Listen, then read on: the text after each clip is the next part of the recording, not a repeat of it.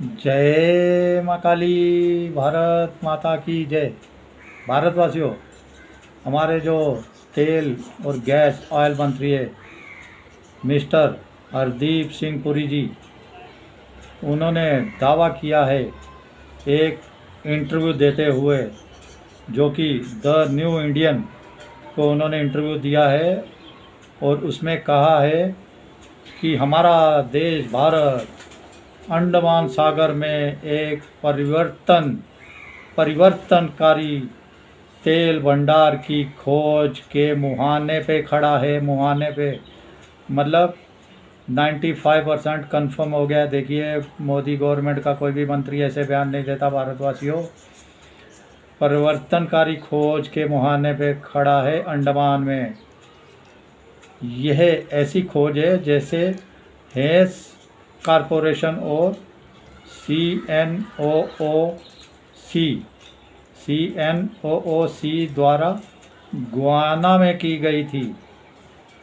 उस गुआना की खोज के बराबर ही है जिसमें गुआना को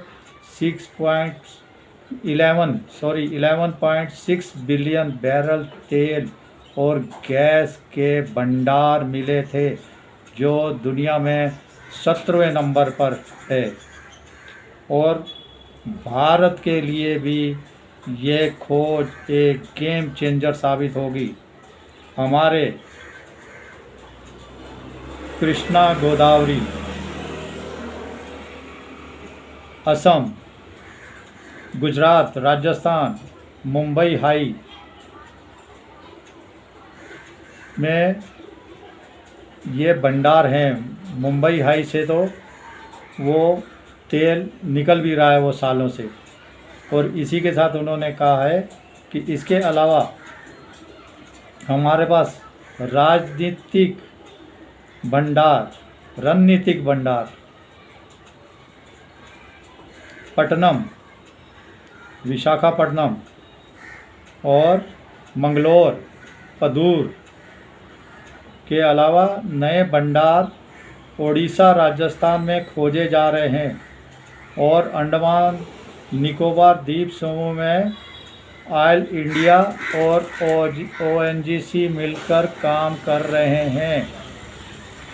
और लगभग का मतलब है कि हम उस मुहाने तक पहुंच गए हैं अंडमान में, जिससे कि हमारी आने वाली इकोनॉमी 20 ट्रिलियन को पार कर जाएगी। देखते ही देखते 20 ट्रिलियन डॉलर को हमारी इकोनॉमी पार कर जाएगी। ये बहुत बड़ी भारतवासियों खुशखबरी है। अगर अंडमान में ये कामयाब हो गई खोज, तो मैं बोल रहा हूँ हो गई, इतना बड़ा बयान ऐसे नहीं आता। 95% इसमें हमें कामयाबी मिल चुकी है। लेकिन मैं फिर से कहता हूँ आपको, हमारे पास गहराई में जाके खोज करने की अभी भारत के साथ क्षमताएं नहीं है। भारत बहुत से देशों से बात कर रहा है, लेकिन इसके अंदर अड़चनें क्या आ रही है आप देख रहे हो। यूक्रेन रूस का वार चल रहा है, इजराइल गाज़ा का चल रहा है। अब इजराइल और ईरान का भयंकर तरीके से युद्ध चालू हो गया है। तो ऐसी अड़चनें आ रही हैं। तो लेकिन ये बहुत बड़ी खुशखबरी है। ये जल्दी ही खुशखबरी आपको सुनने को मिलेगी। मेरे हिसाब से 2 साल के अंदर अंदर, इससे ज़्यादा टाइम नहीं लगेगा, वहाँ से ये खुशखबरी आ जाएगी। और हमारा भारत 20 ट्रिलियन तो हरदीप पुरी जी बता रहे हैं, मैं कह रहा हूँ 50 ट्रिलियन से ऊपर पहुँच जाएगा। देखिए, ये सब आपके एक वोट की कीमत है। और इसी के साथ में गद्दार हमारे भारत के अंदर बहुत से बैठे हैं। जैसे ABP न्यूज़ पे संदीप चौधरी नामक जाहिल, अनपढ़, गवार, कठमुल्ला टाइप बैठा रहता है। वो कह रहा है भारत को अमेरिका ने अलग थलग कर दिया, अमेरिका ने भारत को बिल्कुल दुनिया से काट दिया। ऐसे मूर्ख जाहिल दुनिया भर के। अब आप देखेंगे 6 महीने साल के अंदर ही ट्रम्प साहब मोदी जी को बुलाएंगे और भारत के चरणों में ही गिड़गिड़ाएंगे, क्योंकि उसके सिवा अब दुनिया के पास ऑप्शन नहीं है। भारतवासियों, आप तो 150 करोड़ की जनसंख्या वाला देश हो। 150 करोड़ की जनसंख्या वाला देश किसको नहीं चाहिए उसके साथ कारोबार, मैत्री, दोस्ताना। दुनिया का हर कोई देश उसके साथ दोस्ती करना चाहेगा, और जो दोस्ती नहीं करना चाहेगा उसका भयंकर नुकसान होगा। भारत का कोई नुकसान नहीं होने वाला। और इसका दूसरा देखो, एक कठमुल्ली जो प्रियंका गांधी कह रही है, समझे ना, गाजा गाजा गाजा गाजा गाजा गाजा गाजा गाजा दल्ली दुलल्ली, समझे ना, गंदे खून की औलाद। तो मतलब इसको मतलब हिंदुओं के से कोई नहीं है। ईरान के ऊपर भी लंबा चौड़ा लेख छाप दिया है इसने। इसको मतलब इज़राइल के यहूदियों के साथ जो गिने चुने हैं बेचारे, अपनी ज़िंदगी जीने के लिए जंग लड़ रहे हैं, उसके यहूदियों के खिलाफ इस गंदी नस्ल की, गंदे खून वाली को, प्रियंका गांधी के नाम से जिसको जानते हो, कितनी नफरत है। अरे वो जड़ से ख़त्म करना चाहता है वो ईरान का खामनेई, समझे ना, वो जड़ से यहूदियों को मिटाना चाहता है, नाश करना चाहता है। तो अपनी ज़िंदगी, हमें भी कोई चोट लगती है, कोई मारने दौड़ता है, तो हम कैसे छटपटाते हैं अपने बच्चे, अपने परिवार के लिए, अपने आस पड़ोस वाले के लिए। और ये तो पूरी ईरान नस्ल को बर्बाद करने पे तुला है। और दूसरी इसकी जो जलेबी बाई है, जलेबी बाई देखो क्या कह रही है, मोदी जी ने फ़ोटो खिंचा ली अहमदाबाद में जाके, जो प्लेन क्रैश हुआ है हमारा AI-171, वो ऊपर देख रहे हैं उसको जो बिल्डिंग में धंसा हुआ है। तो ये फ़ोटो सेशन करा रहा है मोदी। अरे मोदी फ़ोटो सेशन करा रहा है, अरे कराएगा तू, जलती जलेबी भाई जलती है, तेरे को और जला के और लपेटा लपेटा और बड़ी जलेबी लायक बना देंगे। इतनी जलेबी की जिसको तू देख भी नहीं पाएगी, दुनिया थूकेगी तेरे जैसी जलेबी भाई के ऊपर। अरे ये चश्मे वश्मे लगा के इंदिरा गांधी की मौत पे क्यों जश्न मना रही थी? बड़े हाई फाई ड्रेस पहन के सोनिया गांधी अपने पूरे बच्चों को लेके क्यों फ़ोटो खिंचवा रही थी? मतलब वो इंदिरा गांधी के मरने पे जश्न मना रही थी कि मेरा पेट बंदा, अभी मेरा खसम अभी प्रधानमंत्री बनने वाला है, हैं? और तुमने तो फ़ोटो सेशन में रिकॉर्ड तोड़े हैं, कांग्रेस ने तो रिकॉर्ड तोड़े हैं। अब एक रिकॉर्ड सबसे बड़ा इंदिरा गांधी ने तोड़ा था, यूपी और बिहार के बॉर्डर पे एक आज से 40-45 साल पहले हादसा हुआ था।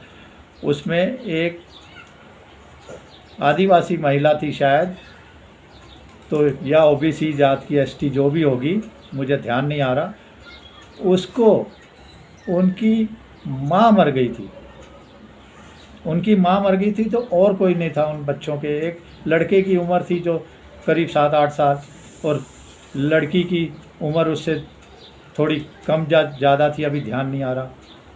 तो ये यूपी में कांग्रेस की सरकार नहीं थी। कांग्रेस की सरकार जो नहीं थी उसको गिराने के लिए इंदिरा गांधी कैसे फ़ोटो सेशन करने के लिए उस जगह पे चली गई। और वहाँ पे एक जाहिल था कठमुल्ला मुस्लिम, जिसने वो हादसा होने के बाद उसकी बॉडी वहाँ की रोड पे रख दी, पूरा रोड जाम करा दिया। और उसके बाद सारे दलाल पत्रकारों को बुला लिया, जितने भी आप बोलते हो, और ये पहुँच गए सब वहाँ पे। और रात को पता नहीं एक आदमी को और एक औरत की लाश ला के रख दी, ये भी उस में इनको मार दिया, किसने मार दिया, रेप किया। और इंदिरा गांधी फ़ौरन भागी भागी पहुंची वहाँ पे, एक बच्चे को इस गोद में बिठाया, एक बच्चे को इस गोद में बिठाया, और फ़ोटो सेशन कराया। बड़ा बोले मैं तो प्रधानमंत्री निवास में इनको अपने साथ रखूँगी, ये मेरे बच्चे हैं, मैं इनको पालूँगी पोसूँगी बड़ा करूँगी। और ये इंदिरा गांधी का फ़ोटो सेशन उस समय हुआ। और बाद में इतना हो हल्ला मचाया उसके लिए कि सरकार गिरा दी इंदिरा गांधी ने यूपी की। और फिर इलेक्शन हुए तो अपनी सरकार बनी, बस ख़त्म वो फ़ोटो सेशन। ना उस बच्चों को कभी देखा, ना कुछ किया। वो बच्चे भीख मांगने लग गए थे दोनों, और उसमें लड़के की तो मौत हो गई थी। अब वो लेडीज़ बची है कि नहीं? ये कांग्रेसियों शर्म करो, तुम्हारा फ़ोटो सेशन ऐसा होता था। तो भारतवासियों, ये तो खुशखबरी की बातें हैं। चलो तेल के भंडार मतलब करीब करीब पहुंच गए। आपके एक वोट की कीमत बहुत आगे बढ़ रही है, देश बहुत तरक्की कर रहा है। और इसी के साथ गद्दारों को पहचानिए, गद्दार, देशद्रोही, जाहिल पत्रकारों गवारों को पहचानियो और इनको मिट्टी में मिलाते जाइए। देखिए ईरान और इज़राइल का वार जो हो रहा है वो बहुत भयंकर। इज़राइल ने तेल डिपो गैस भंडार पे अभी हमले कर दिए, परमाणु ठिकाने नष्ट कर दिए और इज़राइल के ऊपर ईरान भी बहुत पलटवार कर रहा है, इज़राइल का बहुत नुकसान कर रहा है दोनों तरफ से। लेकिन ईरान ज़्यादा देर तक नहीं लड़ पाएगा, मैं आपको बता रहा हूँ। बिल्कुल ईरान ज़्यादा, क्योंकि इज़राइल के साथ ब्रिटेन, फ्रांस, कनाडा, अमेरिका तक लगे हुए हैं। तो इज़राइल एक हिसाब से अलग थल लगे। और दूसरा, इनका उम्मा में ही झगड़े हैं, झगड़े हैं, आपस में काट माट इनकी मची रहती है। तो इज़राइल जो है ना टेक्नोलॉजी में बहुत हाई फाई है, बहुत हाई फाई। उसका मुकाबला आज दुनिया में किसी के पास नहीं है और ईरान के पास कुछ भी नहीं है। ईरान को सिर्फ तेल और गैस के चक्कर में वो घमंड दिखाता है, अकड़ता है। लेकिन एक बात मैं आपको बताऊं, ईरान और इज़राइल की बहुत गहरी दोस्ती थी 60-70 के दशक में। बहुत गहरी दोस्ती थी ईरान और इज़राइल की। और ईरान ने जो आज की ताकत बना है ईरान, उसके अंदर इज़राइल का बहुत बड़ा हाथ है इसको आगे करने के लिए, बहुत बड़ा।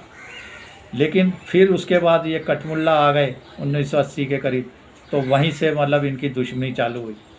और उसके बाद अमेरिका ने भी ईरान को बहुत सपोर्ट किया था आज की।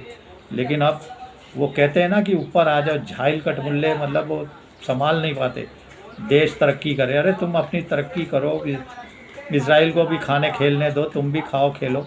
हालांकि भारत का तो ईरान दोस्त ही है, इज़राइल भी हमारा दोस्त है।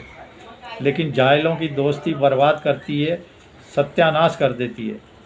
और पढ़े लिखे और जो दिमाग से होते हैं उनके साथ दोस्ती बहुत आगे ले जाती है किसी भी देश को। तो हमारे को ऐसी ही दोस्ती चाहिए जो हमें आगे ले जाए। हमें ईरान जैसी दोस्ती नहीं चाहिए, कठमुल्लों मौलाना मौलियों वाली दोस्ती से बचो भारतवासियों। लेकिन बहुत बड़ी खबर है ये, आप देखेंगे भारत बहुत ग्रोथ करता चले। वीडियो लंबा हो रहा है। भारत माता की जय। जय श्री राम, जय श्री हनुमान, वंदे मातरम, जय हिंद।